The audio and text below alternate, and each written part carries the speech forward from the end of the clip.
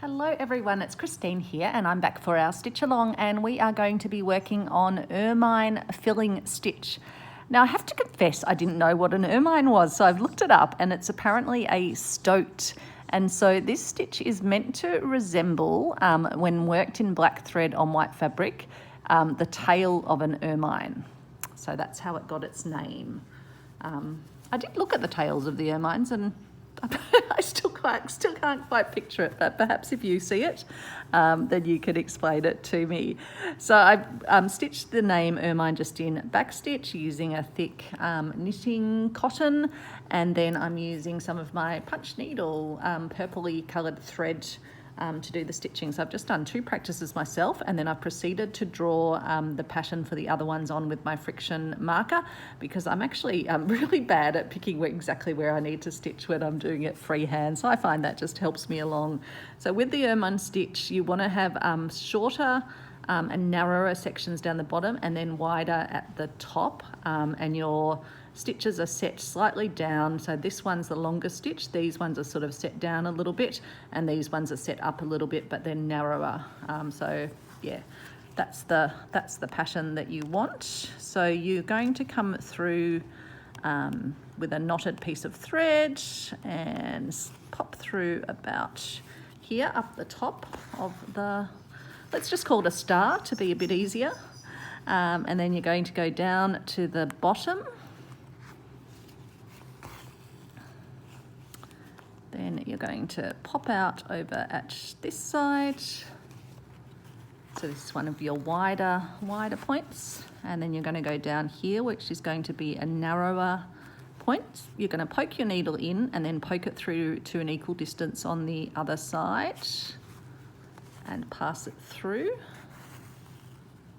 And then you're going to go up to the top at an equal distance from the other side and complete your little star.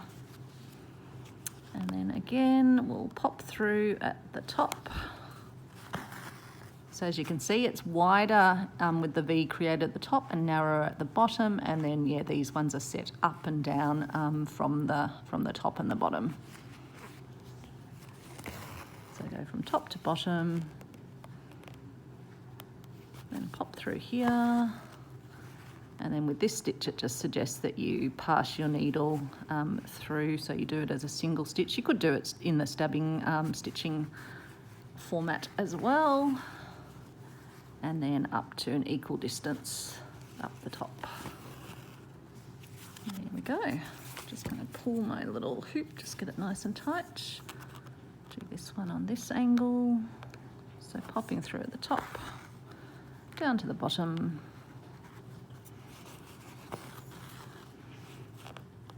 Over here and just set it down a little bit. So I'm just using the nice lines on this fabric. I actually got some of these strips from the purveyor of Reclaimed Textiles. She just had a whole lot of old shirt, I think they're probably shirt cottons, lots of a whole batch of strips of them, which I thought could be very handy for this project in addition to my art truck strips. So with that, I just did the stabbing technique rather than passing the needle under, because sometimes I find the stabbing technique to be a bit easier.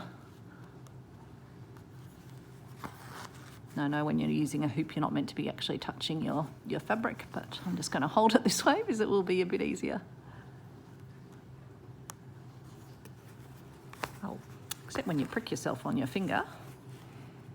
And I think I just made the table wobble too, so apologies for that.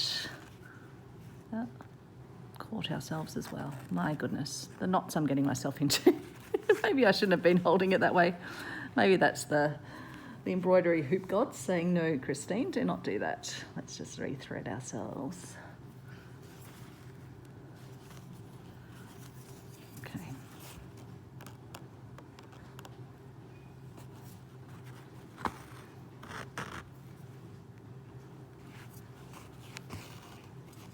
There we go.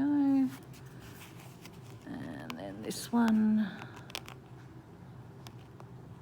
Hopefully you can't hear the dishwasher in the background running. I'm sitting in the kitchen at our accommodation here in Bright.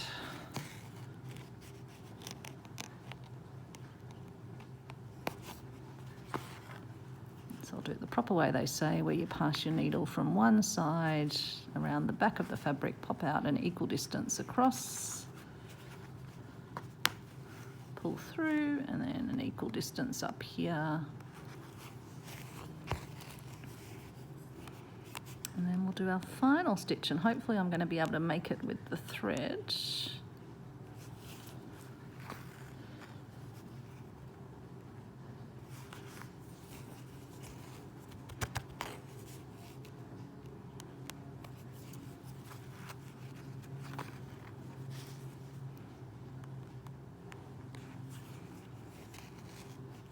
And I'll just use the stabbing technique because it'll be a bit easier with only a little bit of thread left.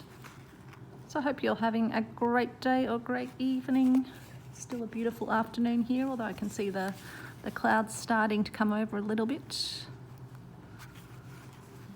tie that off at the back.